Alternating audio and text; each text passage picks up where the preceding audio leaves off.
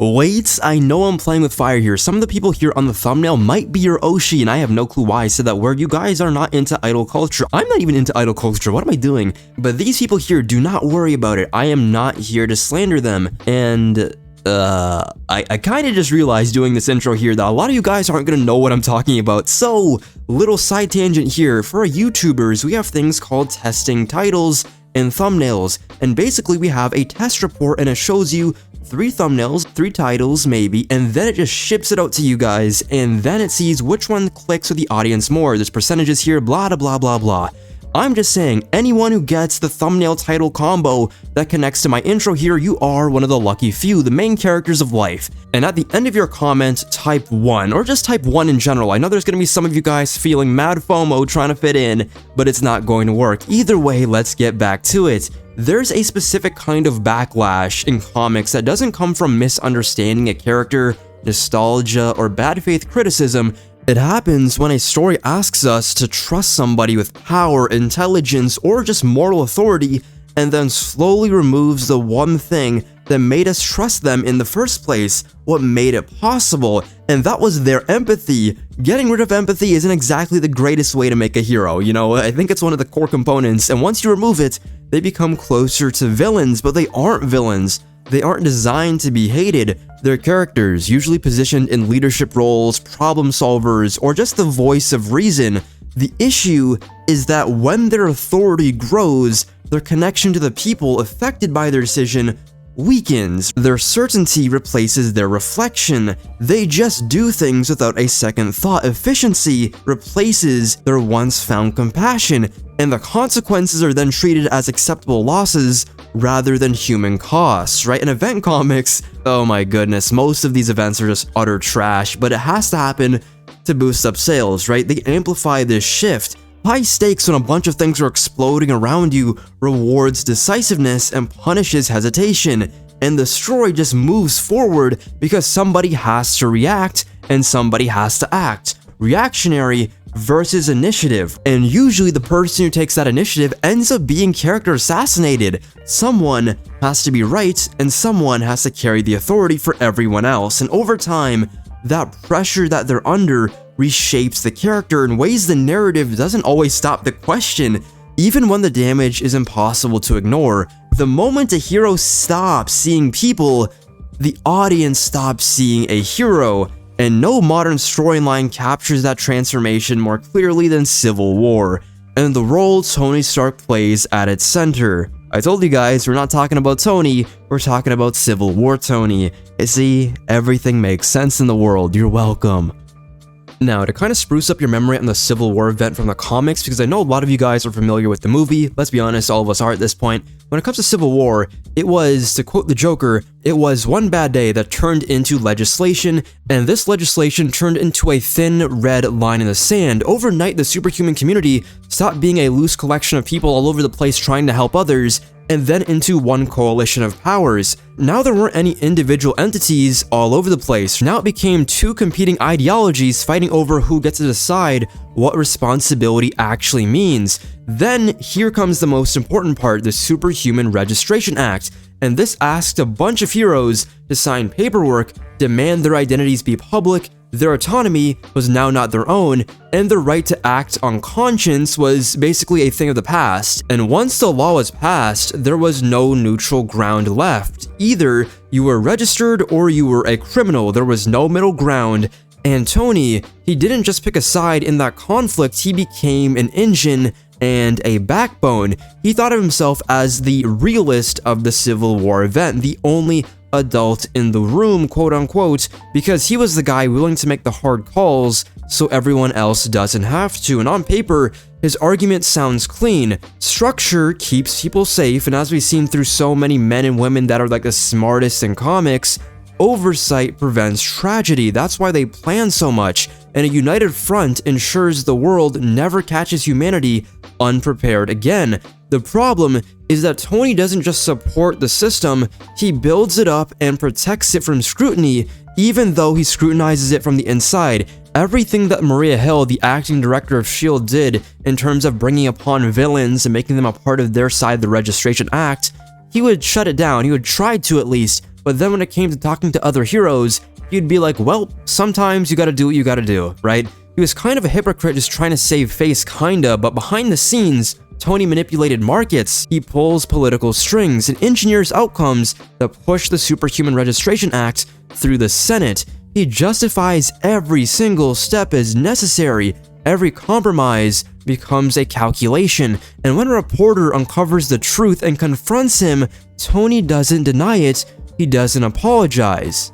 He says it just had to be done. And that moment kind of matters because it sets the tone for everything that follows. The first thing that he does that kinda sucks is the negative zone prison. Once the law was in place, enforcement was the next big problem. How do you carry out all of these heroes and bring them to jail? Tony supports the construction of a prison in the negative zone, an alternate dimension designed to be completely unescapable. Heroes aren't just detained, they're erased, removed from the world and their families, and any legal protections that they might claim, that's gone straight out the window. No trial, no appeal, they're just contained in this one crazy out-of-pocket universe, literally part of the universe, never to be seen again. And even if someone was to escape, they were still trapped here. The prison is the confinement, and then you have the negative zone itself as a realm.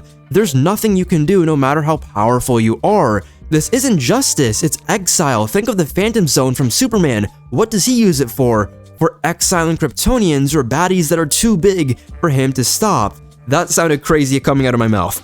Anyways, the solution here is so bad because it comes from some of the smartest men and minds in the Marvel Universe. That's what makes it worse, not better.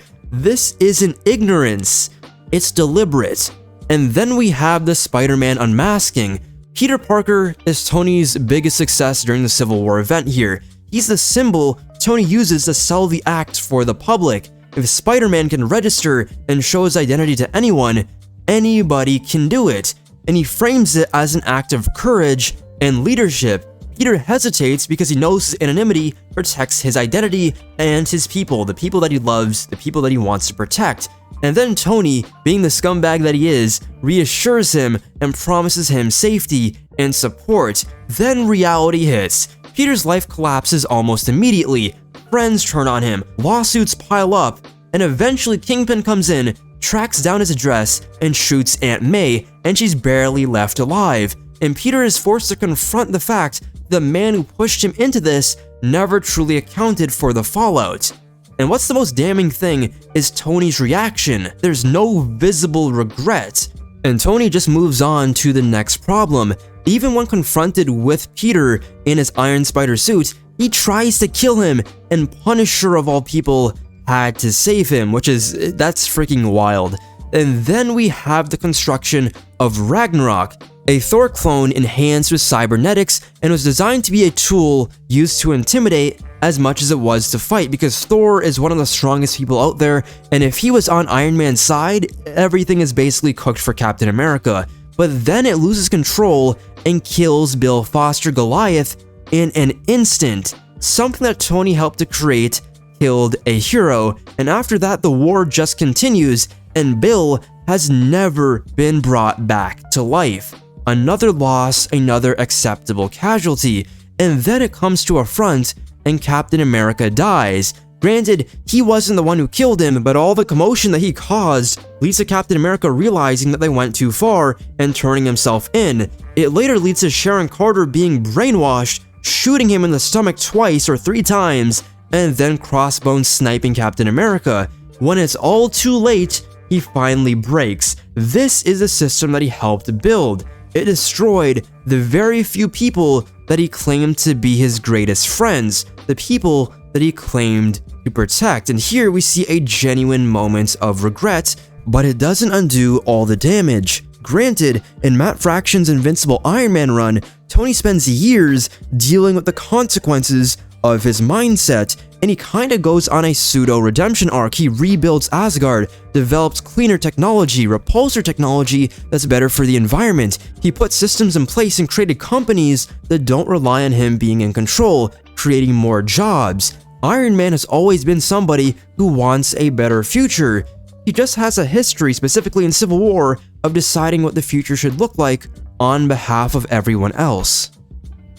If there's one legacy with Civil War, it's that crossover events kind of have a bit of a knack for like murdering the reputation of our favorite heroes. Like characters that we once trusted and admired are gonna get a face full of character assassination, and there is nothing that they can do about it. In Civil War 1, Tony got compromised, and guess what? In Civil War 2, for the sequel, because you know we gotta have some tradition around here, they brought back the curse with another hero, Carol Danvers, also known as Captain Marvel. So Tony Stark in his sins, in my opinion, were very calculated, but Carol's felt a little bit like an inevitability. The premise was kinda simple in theory, right? There's an Inhuman named Ulysses Kane, and he had visions of the future, so this showed him potential disasters and crimes before they even happened.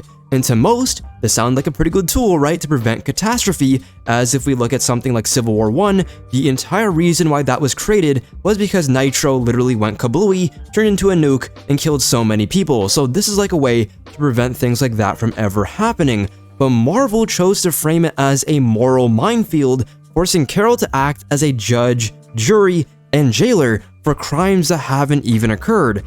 Carol does not hesitate, but Tony actually learned his lesson, and he does not believe in it. She doesn't debate or question, she interprets all the visions of Ulysses as absolutes, and sets out to stop these potential threats before they ever materializes. She rounds up a bunch of heroes, just like Civil War 1, and she goes off a list of pre-crimes, which are completely theoretical, but it does include real heroes like Miles Morales, who hasn't harmed anyone. Miles has always operated as a hero, and he has no reason to murder anybody, even though there was that one scene where he was fighting Hydra Cap and it looked like he was going to make him bite the bullet, but honestly, I don't think he was going to make him do that. Carol treats him as guilty, and the shock, the confusion, and the betrayal, I don't think this is intentional. It feels like a mirror for what readers felt watching one of Marvel's brightest heroes become an authoritarian, and I believe this was the one moment right here, the X marks the spot moment, where fans start to switch up on Carol.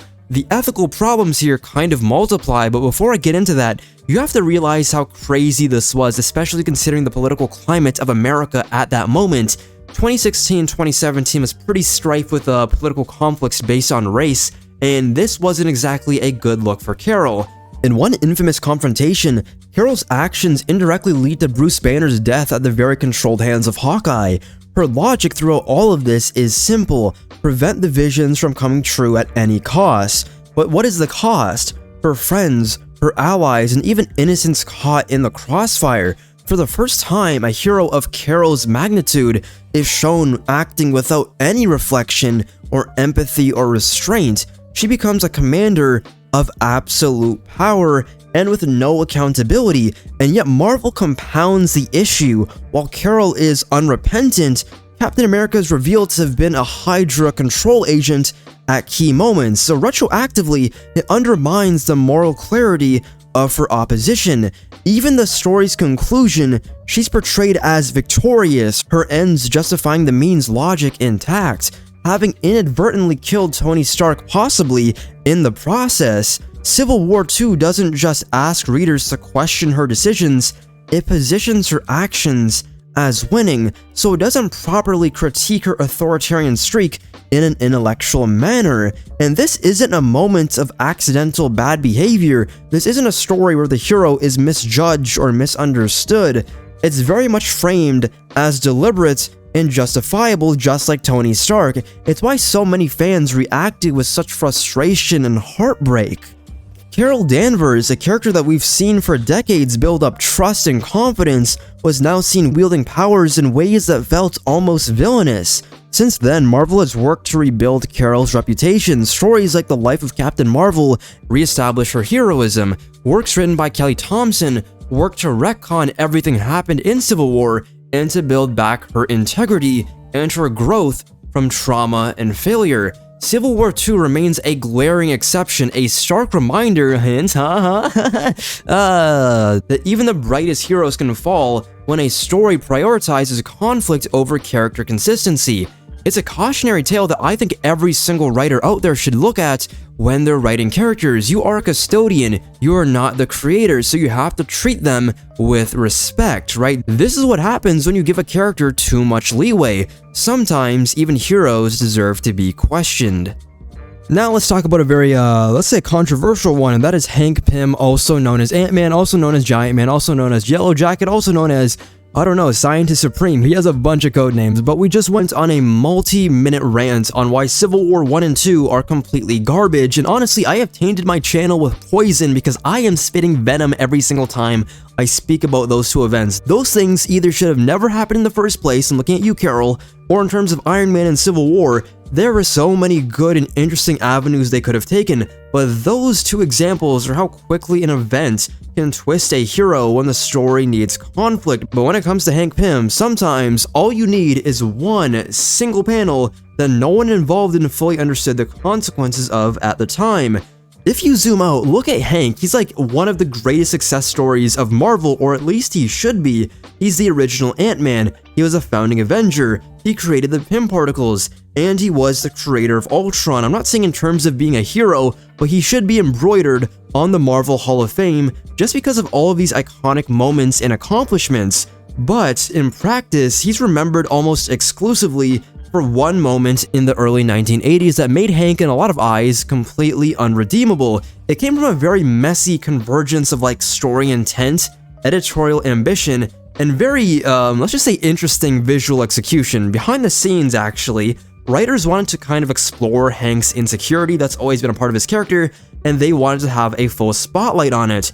I know this is going to sound a bit ironic, but as a character, he was always portrayed to be a hero who felt outclassed and too small, too replaceable, constantly changing identities because none of them ever felt like enough. And when Ultron was created, it became a symbol of his failure. Every single time he appears, it reinforced the idea that his greatest achievement was also his greatest mistake. By the time that story reaches like Avengers like 212, 213, Hank is written as mentally unwell, spiraling under pressure and desperately trying to prove his worth to a team that no longer trusts him.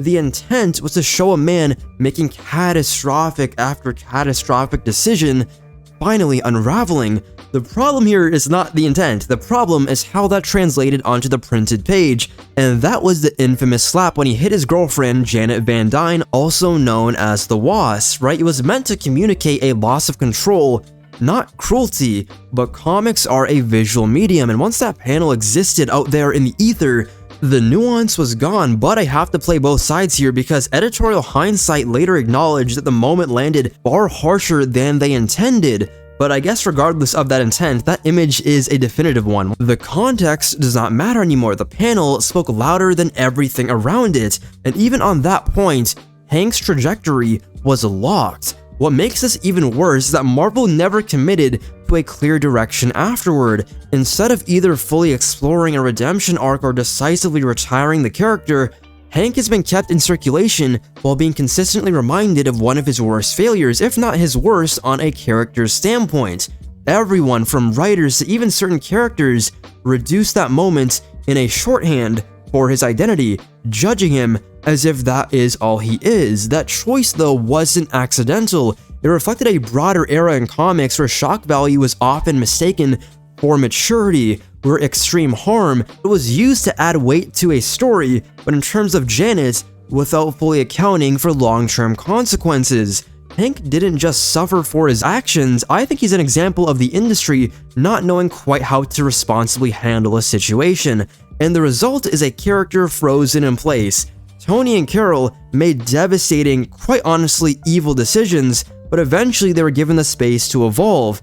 Hank Pym, he never really does. His growth is usually either interrupted or used as a footnote. His legacy is always dragged back to that one moment where this creation, a misalignment between narrative intent and execution occurred. Hank Pym isn't hated because readers just misunderstand him.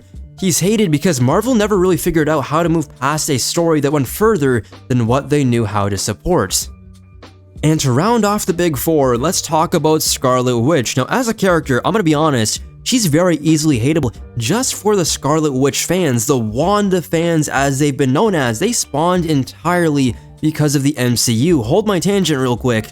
And for the better half of the 2020s, they were notorious vibe assassins, arguing with other communities just for the sake of making half-hearted fully dumb arguments that never really went anywhere, inserting the character in places that they never really needed to be in power scaling debates, in just overall writing and book debates. Like, stop, we do not want the smoke of a genocidal maniac. Okay, that was a bit of a crazy stray, I'm gonna be honest, but as a character, she's been done incredibly dirty, which is why I don't know why these guys are the resident community terrorists. Like, you've been done so crazy that I think you would just go in the back and just reacclimate yourself until you're able to be fully whole, but no.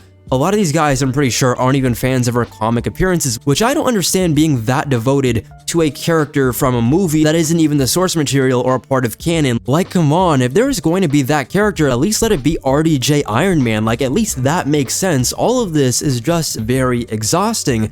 But the thing is, this version of Wanda, the one that people got so tired of online, isn't the reason why comic readers actually turned on her. And honestly, it started way further back than House of M. Before those 3 words kind of like rewrote the Marvel Universe, Wanda had already been put through an almost comical amounts of emotional trauma.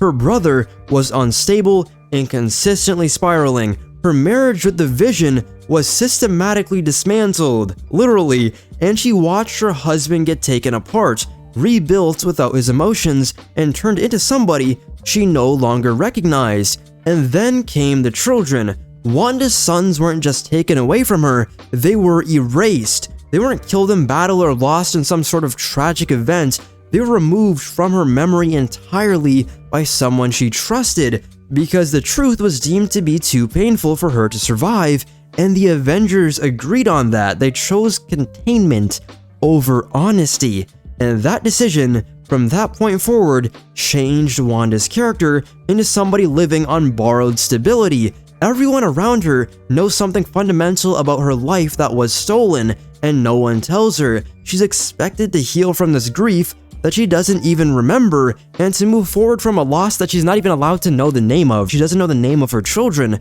So when Wanda starts to fracture, it doesn't come out of nowhere. In Darker Than Scarlet, we see the warning signs. Her power spikes, her behavior becomes more volatile, she lashes out at her teammates, she turns cruel in ways that feel alien compared to how we knew her before, and then the final reveal lands. Much of the escalation wasn't even her doing fully. Immortus has been quietly amplifying her abilities, nudging her instability, and pushing her closer to collapse by his own ends. That reveal, though, is important but also deeply frustrating because it robs Wanda of agency while still leaving her with the consequences. The story tries to explain her actions without absolving them, and instead succeeds at doing neither cleanly. Then comes Avengers Disassembled, and this is where everything just breaks. Wanda doesn't just lose control, she retaliates. She targets the Avengers psychologically, emotionally, and physically. Ant-Man dies, Hawkman dies, the Vision is turned into a weapon against his own team, and the Avengers, they lose the institution itself. And here's the key difference between Wanda and all the other characters on this list. Tony Stark believes what he's doing is right.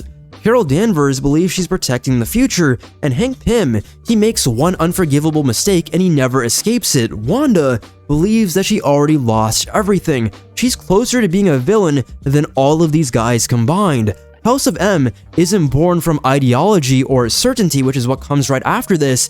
It's born from grief weaponized into reality. Wanda reshapes the world to escape from it, to build a place where her children are still alive, where the pain that she experienced made sense, and where the past itself doesn't hurt her anymore. And when the illusion collapses, she says the 3 words so iconic that I don't need to say it to you today. That's the moment where Wanda stopped being viewed as a broken hero and literally a historical disaster. So many characters lost their life and their powers because of her breakdown. Many died indirectly or a direct result of her actions, and the entire population is nearly erased by exhaustion. She's written not to be hated or to even be misunderstood. She is an example of Marvel stacking more trauma on top of trauma on top of trauma and stripping away her support systems, blurring all levels of accountability, and then asking the audience to accept the consequences even though what she did affected everything on a cosmic scale. She broke the world, but the reason why she's hated is because the stories let her break it without ever fully deciding whether she was a victim, a villain, or something in between. Very similar to the WandaVision show. But yeah, guys, let me know in the comments down below, what are your thoughts on this? Also, who are characters that you see to be the most hated, either justly or unjustly, and specifically superheroes, because I believe that is when the conversation becomes a lot more juicy. These are my 4 picks, and I know there is a bunch more, but let me know down below. Remember to like, subscribe, turn on post notifications so you know when a new video goes live. And yeah, see you all later. Take care. Deuces. Peace.